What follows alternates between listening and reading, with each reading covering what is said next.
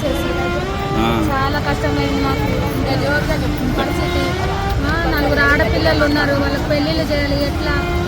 ఇంట్లో కష్టం, చాలా కష్టమైంది నాన్న. మాకు తిండి లేక ఇల్లు కిరాయి, ఇప్పుడు మళ్ళీ ఇల్లు కిరాయి వాళ్ళు 4 నెలలు వాళ్ళు ఖాళీ చేయమంటారు, ఏడన పెట్టుకొని పోమంటారు.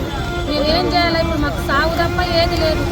ఏడ పెట్టని ఇట్లా మమ్మల్ని ఫుట్పాత్ మీద మొన్న 2-3 కిలోలు వండుకొని పోతే అక్కడ కూడా తీపిచ్చేసి మీ బస్తీకే పోండి మీ కాడ వచ్చిందని. కారణాక ఇప్పుడు ఉప్పాలు అన్నీ ఉన్నాయి, మా వరకే తీసిచ్చిన. మరి మేమేం చేయాలి? బతకన్నా లేదా ఏం మీరే చెప్పండి. డ్యూటీ లేదు, ఏం లేదు. మాకు ఇంట్లో ఏది కష్టమో, చాలా కష్టం ఉంది నాన్న మాకు ఇంట్లో.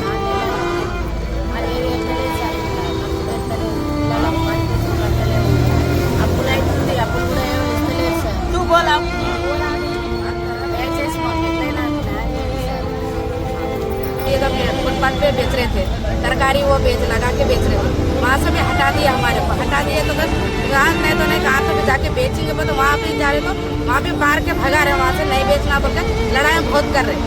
वहाँ सीरा गिरा पूरा फोड़ दे रहे वहाँ से। तो हम ना जाना तो कहाँ जाना, कहाँ जाके बेच के खाना हम लोग का। 4 महीने का घर का किराया नहीं दिए, बच्चों को पढ़ाने को नहीं हो रहा। कहाँ जाते लोनों को उसको पैसे भरना, कहाँ से ला के भरेंगे, कहाँ से क्या करेंगे? बेचने नहीं दिए तो कहाँ से जींगे हम लोग का? क्या फांसी डाले के मर जाना क्या? इतना प्रॉब्लम नहीं करे, अभी तक इतना जा निकाल दो, वो करो ये करो, उससे नहीं लगा। अभी 4 महीने से नहीं लगाते रहे तो इधर जा रहे तो उधर से भी भगा दे रहे। नहीं बेचना, हम लोग का बेचते हैं, वो करते हैं, तुम लोग का कहीं को आ रहे कहीं को आ रहे बोल के नहीं बेचने दे रहे। में से 4 महीने से निकल रहे।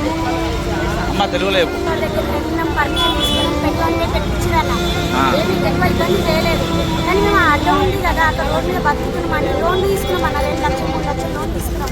లోన్ తీసుకొని ఏదో ఇల్లుకు అప్పులకు వచ్చి అదే కొత్త పైసలు తీసుకుంటే కానీ లోన్ ఇంటికి వచ్చి ఒక రోజుకి 600 కట్టాలన్నా 300 200 కట్టాలి.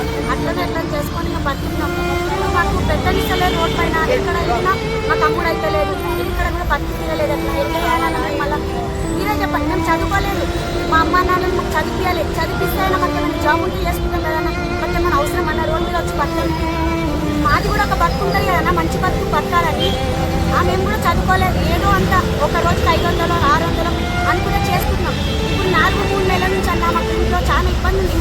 అసలు ఇప్పుడు పిల్లలకు ఫీజు కట్టాలంటే అయితే అన్న, టీచర్ ఊరికే ఫోన్లు దొరుకుతలేదు, ఫోన్లు ఇక్కడ ఈ ఫీజు కట్టట్లేదంటే ఎవరికి బాధ చెప్పుకోవాలి? చచ్చిపోవాలా? మేము చచ్చిపోతే మా పిల్లలు ఆగమవుతారన్నా, ఇంకా ఎట్లా బతకాలి? మీరే జర న్యాయం చేయండి అన్న మాకు. నుండి రవీంద్రనగర్ పిట్టల బస్సు అన్న, మాకు చదువు రాదు, ఏం రాదు. మాకు మా పిల్లలకి ఎట్లా చదివించుకోవాలా? మీకు చదువు ఉన్నది, మీ ఉద్యోగాలు ఉంటారా అంటే ఉద్యోగాలు చేసుకొని మీరు బతుకుతారు. మాకు ఉద్యోగాలు లేదు, మాకు చదువు లేదు, మేము రోడ్ల మీద బతుకుతుంటే మాకు బతుకు కూడా బతుకని ఇస్తలేదు మీరు. ఎట్లా అన్నా మళ్ళీ మాది ఎట్లా వేయాలా? మా పిల్లలకి ఎట్లా పెంచుకోవాలా? ఎట్లా చదివించుకోవాలా? దొంగతనం లేక దొంగలు తయారు చేయాలా? లేకుంటే అడవిలో పోయి మన కాయలు గీజాలు వేసుకొని అడవిలలో పోయి ఆ అడవి మనిషి అని పేరు పెట్టుకోవాలా? మేము అసలు ఎట్లా ఏడబట్టాలి? అసలు ఎట్లా మళ్ళీ మా ఆడోళ్ళు ఏడపోవాలా? ఎట్లా మళ్ళీ మా ఆడోళ్ళు ఇంటికాడ వస్తే ఒక్క పూట అన్నం వండి పెట్టి కూడా సరిపోతలేదు.